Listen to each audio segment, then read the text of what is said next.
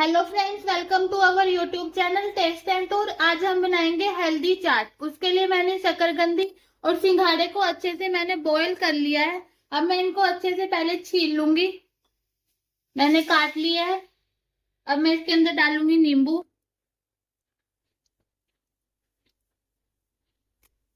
थोड़ा सा हम डालेंगे काला नमक,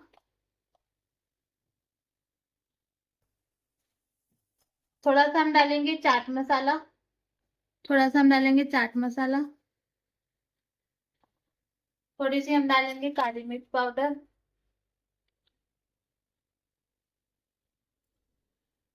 और ये मैंने डाल दिया धनिया पुदीने की चटनी।